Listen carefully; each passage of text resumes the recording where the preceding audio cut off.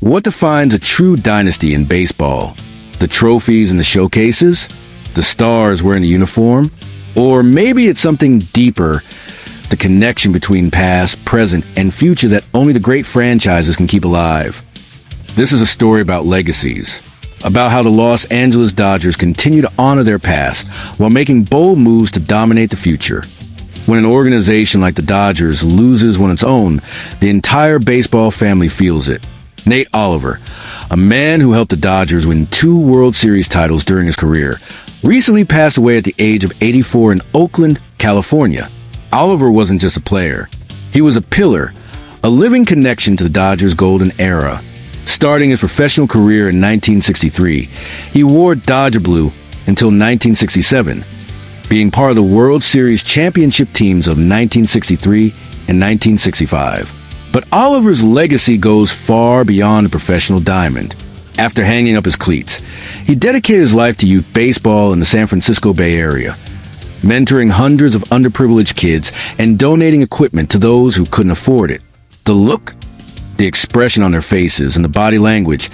Oliver told CBS News in 2011, "It says it all. It's simply rewarding. The Dodgers have always been more than a baseball team. They're an institution that understands the value of connecting generations.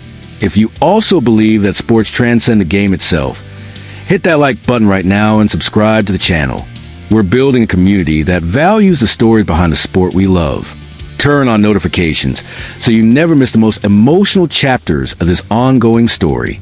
Your support allows us to keep bringing content that honors the past while analyzing the future. You might not know this, but beyond being an exemplary athlete, Oliver was also known for his musical talents. Dodgers historian Mark Langle shared a fascinating story. When the Dodgers hosted a St. Patrick's Day party in Vero Beach during spring training in 1964, Oliver's singing was one of the highlights of the evening. Even more impressive was what happened during a Dodgers Oldtimers Day in 1990. Oliver was quietly eating a sandwich in a locker room when he was suddenly called upon to replace none other than Ella Fitzgerald as the national anthem singer.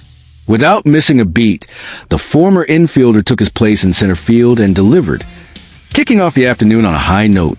Langle wrote, "That's how the Dodgers operate, with class, with tradition, but always ready to make bold adjustments when needed." And that's exactly what seems to be happening behind the scenes of the franchise right now. While the organization mourns the loss of one of its own, the baseball machine keeps moving. And the next big chapter may involve Bo Bichette, star shortstop of the Toronto Blue Jays. According to recent reporting from Athlon Sports, there's been speculation for some time about the possibility of Toronto Blue Jays star shortstop Bo Bichette being traded. And the Dodgers are also said to have interest in him. The story is simple. After the Blue Jays invested $500 million in Vladimir Guerrero Jr., Bichette's future in Toronto became uncertain. And the Dodgers, as always, are ready to turn another team's problem into their own solution. The proposal making the rounds behind the scenes isn't overly complicated. The Dodgers will receive Bo Bichette, while Toronto will get pitcher Dustin May and promising shortstop Alex Freeland, currently ranked as the number 5 prospect in the Dodgers organization. May, even after undergoing Tommy John surgery, still represents one of the most promising young arms in baseball. At 27 years old, he has plenty left to offer, especially for a team like the Blue Jays that desperately needs rotation help. As for Freeland at 23, he's practically blocked in the Dodger system. As TJ French put it, Freeland is basically blocked in Los Angeles right now, so moving him would give the 23-year-old a path to the majors. The behind-the-scenes negotiations reveal a lot about how the Dodgers operate. Even with the most expensive, star-studded roster in the league, Andrew Friedman, and the front office never stopped looking for ways to improve. The Dodgers' current problem is clear to anyone watching closely. Mookie Betts, one of the best players in the league, doesn't seem entirely comfortable at shortstop. French notes that Betts is undergoing a position switch to shortstop, but has had his struggles and could benefit from a return to second base. The arrival of Bichette would allow Betts to shift back to second, his more natural position. At the same time, Tommy Edman could move primarily to center field, solving another ongoing issue for the Dodgers: the lack of consistent production from Andy Pages in that spot. That's how great teams think. Not just filling holes, but creating a positive domino effect that strengthens multiple positions at once. For Toronto, the math is simple.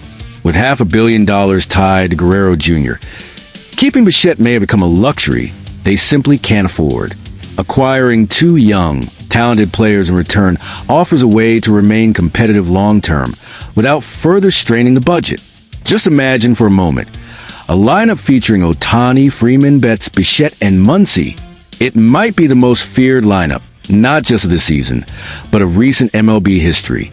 Projections suggest that such a lineup could generate over 900 runs in a full season, something rarely seen since the dominant Yankees of the late 90s. And here lies a connection that makes this story so powerful.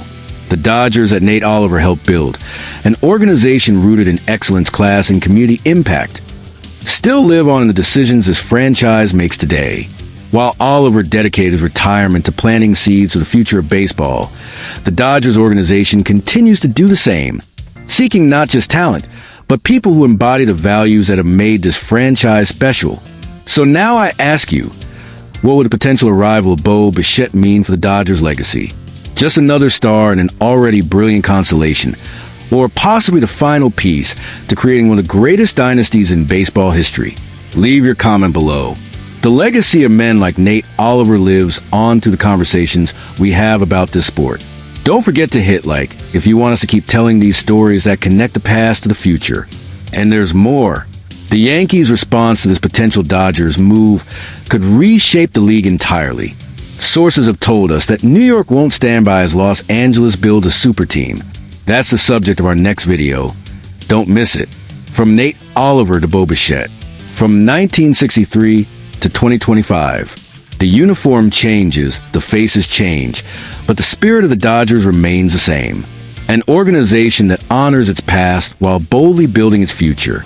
For Nate Oliver, for everyone who wore the blue, and for the future that continues to be written one swing at a time.